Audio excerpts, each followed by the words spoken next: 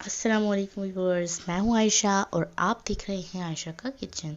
उम्मीद करती हूं आप सब खैरियत से होंगे। आप लोगों की दुआओं से अल्हम्दुलिल्लाह मैं भी बिल्कुल ठीक ठाक हूं। तो व्यूअर्स, आज मैं आपके साथ बड़ी मज़ेदार सी चिकन वाइट मखनी कढ़ाई की रेसिपी शेयर करने जा रही हूं और इसको हम एक बिल्कुल रेस्टोरेंट स्टाइल में बनाएंगे। तो चलें अपनी रेसिपी को स्टार्ट करते हैं। 3 से 4 मैंने मीडियम साइज़ की प्याज ली है, जिसे मैंने बारीक काट लिया है। 10 से 12 मैंने मोटी हरी मिर्चें ली हैं। भुना कुटा हुआ ज़ीरा लिया है मैंने हाफ़ टी स्पून। नमक लिया है मैंने 1 टीस्पून। नमक आप कम ज़्यादा अपने टेस्ट के अकॉर्डिंग कर सकते हैं। लहसुन अदरक का पेस्ट लिया है मैंने 1 टेबल स्पून। दखनी मिर्चें ली हैं मैंने साबुत यहाँ पे 2 टेबल स्पून भर के। काली मिर्चों का पाउडर लिया है मैंने यहाँ पे हाफ़ टी स्पून। बटर लिया है मैंने यहाँ पे 2 टेबल स्पून। दही लिया है मैंने जिसे फेंट के रखा है, वो 1 कप लिया है मैंने। 3 टेबलस्पून के करीब मैंने यहाँ पे कुकिंग ऑयल लिया है।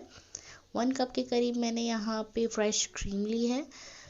3 से 4 मैंने हरी मिर्चें ली हैं और यहाँ मैं चिकन यूज़ कर रही हूँ 1 kg, जिसे मैंने अच्छे से वॉश करके रख लिया है। तो सबसे पहले यहाँ पे हम प्याज, हरी मिर्चें और दखनी मिर्चों को और नमक को अच्छे से पानी में बॉईल कर लेंगे। यहाँ पानी मैंने 3 कप के करीब लिया है। तो व्यूअर्स, यहाँ हम नमक, दखनी मिर्चें, हर चीज़ डाल के उसको अच्छे से जो है रंग फेड होने तक इसको हम बॉईल कर लेंगे। तो व्यूअर्स, यहाँ हमारा जो ये मसाला है अच्छे से बॉईल हो चुका है। अब हम ग्राइंडर में इसको डाल के अच्छे से लहसुन अदरक के साथ हम इसे पीस लेंगे।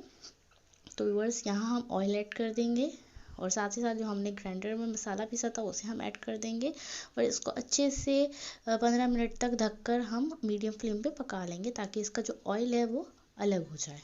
तो व्यूअर्स, यहाँ अब हम इसके अंदर जो है चिकन ऐड कर देंगे और साथ ही साथ हम इसके अंदर भुना कुटा हुआ ज़ीरा, काली मिर्चों का पाउडर